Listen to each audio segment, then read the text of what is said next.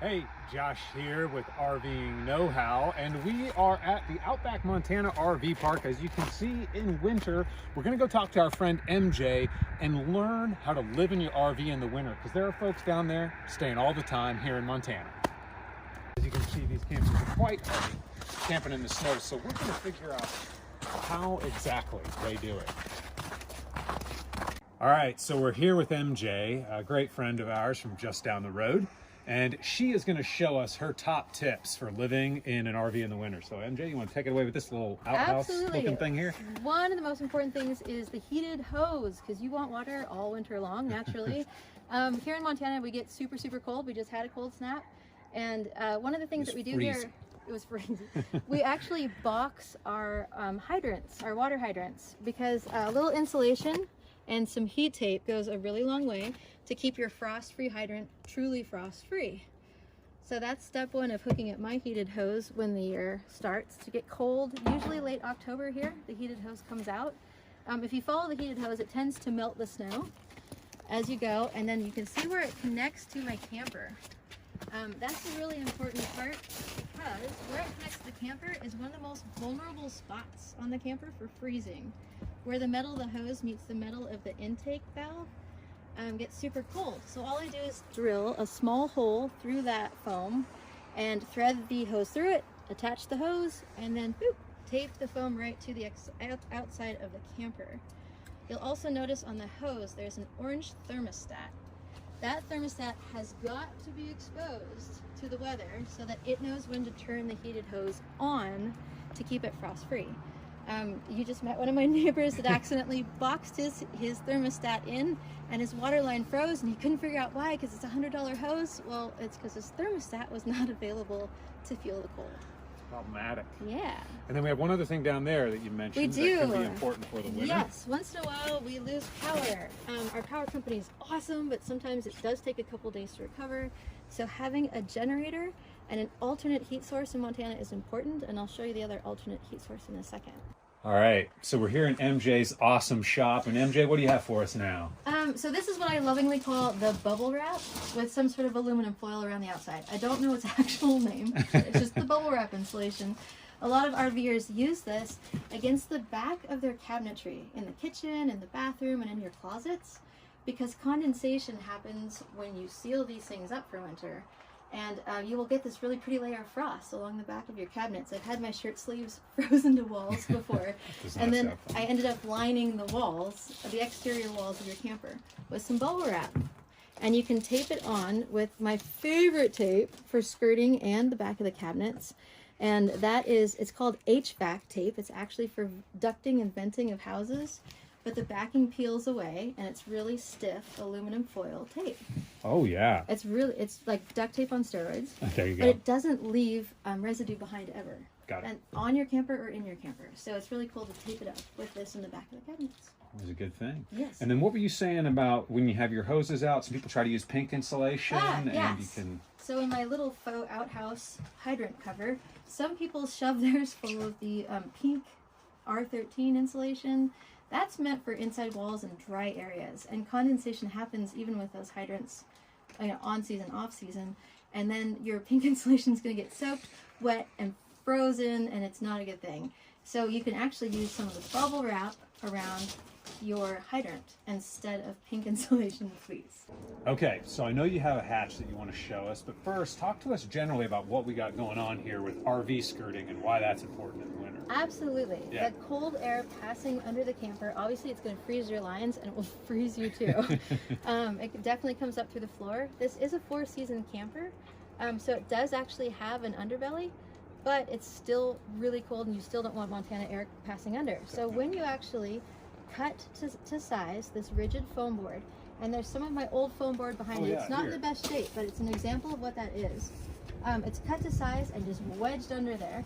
I tape it on with my favorite HVAC tape, and that totally seals out the cold. I also shovel a little gravel up against the side to keep the little critters from trying to get under there and making a nice warm home.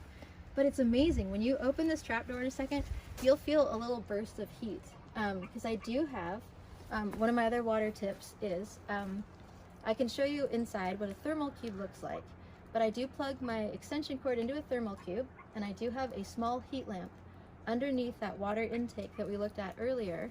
So on days that it drops below 30, that heat lamp bulb will turn on, and there's actually a nice little heating going on underneath the camper. Within the skirting, this little trap door is just a little simple 2x2 frame. I think it's 2x4 in the back, but it makes getting to your valves super easy because you should always keep your black tank closed. I do leave my gray line open in the winter, and it's nice and warm like we talked about with the heat bulb, but the black tank I do need to drain, you know, weekly or whatever. And so I did not want to have to untape everything and start the process over. Yeah, that wouldn't be fun. It's cold, so all it is just a little handle and latch, and there's my tanks. I love that. Well, and the thing I love most, you know, you look online and there's a lot of really elaborate ways to skirt an RV that can get pretty complicated. Very true. But this is really simple and obviously has been really effective for you. So I think this is a really good tip. Year number 5 with the same skirting. That's what I'm talking about. Yeah, it might be a little dirty and not gorgeous, but everything in Montana is a little dirty in the middle of winter anyway. Gets the job done. So I see you got something else going on here, MJ. What's happening and what does that do? This is part of what I call my triple pane window system. This is probably not the best window to use because it's a little wet on the outside right now. It looks a little bad, but on the inside, I do line the windows with that kind of, I think they call it patio door plastic. Okay. Where you take the double-sided tape around the frame of the window. You actually just smush the plastic nicely onto it, and then you blow dry it, and it pulls nice and tight so you can see through it. Well, in Montana, when it gets as cold as it does, I do it both inside and outside. Can you actually see how, yeah, it does bend away a little bit. You can see the light bend on it. I think I mentioned it outside to you. Yeah. That's the thermal cube I was talking about. Okay, cool. So now let's talk again about what this does. The heat lamp is underneath this particular cabinet right here because that's where my water comes into the camper. And so that heat lamp is plugged into a thermal cube because when the temperature outside drops below 35, the thermal cube will turn the electricity onto the heat lamp. Okay. And it will turn it back off when it gets above 40. So that's a handy little thing I get from Home Depot. Stella Rose, obviously the mascot of the Outback Montana campground. A couple other winterization things going on here too, right? Yeah, 2 things that you should always have in the camper is a carbon monoxide alarm and your fire extinguisher. In the winter, it becomes super imperative to have them. Because when you really seal these up and you start using all your heating devices and you cook a little bit more inside in the winter, you have more of a chance of a gas leak somewhere and you wouldn't know. Got it. And such a small space that having that carbon monoxide alarm will save your life. And then this, obviously, if you're a lousy cook or something randomly sparks or catches fire. All right, so another thing that MJ talked to me about that I'm going to show, but she's going to chime in if I mess anything up, is this curtain over the door, which seems like a simple thing, but you're going to get so much draft through the door during the winter that anything you can do to block those seals. You know, a lot of people do this with windows, but of course the door is another source of winds coming in, so lock that up. And this is just a simple copper pipe that you put up, MJ. It is just scrap copper and a couple little brackets from a Hobby Lobby, I think. Doesn't have to be too complicated to stay warm in the winter. One of the simplest fixes ever. So MJ, you're just full of tips and tricks and hacks that I've been full-time on the road for 4 years, but a lot of these things I didn't even know. Like this right here. What do we got going on? You're in Montana now, Josh. I know. So yeah. This is one of the things that are super helpful. If you have a thick ceiling like I do and have a deeper recessed venting, this one actually goes in nicely. And you can do the thermal side down to you, or in the summer you can actually flip it over and do the thermal side up, and it's supposed to reflect the heat also. If you're trying to keep it cool in the camper, rarely a problem here. Right. And now you just made this yourself with more of that insulation we saw, it looks like? Or? Actually, to tell you the truth, that one comes off Amazon. I want to say $7 or $8. Okay. I bought them 5 years ago, and they still work fantastic in the winter. There we go. I do have to remember to take them out periodically during the day because condensation happens, and it can get stuck up there, and all of a sudden there's a little bit of rain coming out of the vent. So I will tell you my trick for condensation in the bedroom. Sounds like a plan. Cool. Let's go check it out. So Stella and I use a rather large looking dehumidifier in the winter. With as much as we cook and shower and just basically living and breathing, the condensation after you do that triple pane windows I was talking about really adds up. And you would be amazed at how much moisture you pull out of the air using a dehumidifier. So this is a rather large size one, but it works fantastic. It keeps mold and mildew from growing in the cracks and corners. Over here is actually the back door to my camper, and this is probably one of my trickier tips that I came up with this year. This is just like the bubble wrap insulation, but I've used a double-sided sticky Velcro. And in the summer, I'll peel this off, just roll this up and leave the Velcro around the door. But for next winter, I can just roll this back up. I don't use this door in the winter, so I just seal it away. Nice and toasty, no air leaks. Pull the curtain, and that's it. So around the tip out, every once in a while, another drafty spot potentially.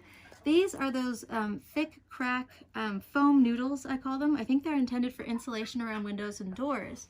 But I actually shove them, as you can see, all around the tip out because that keeps things, any drafts that might be coming in outside of the skirting across the top, super warm.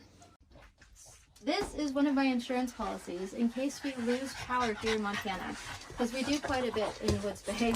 And in case my systems are getting taxed, or in case the batteries are running out and can't trigger the thermostat to turn my heaters on, I have the backup buddy heater.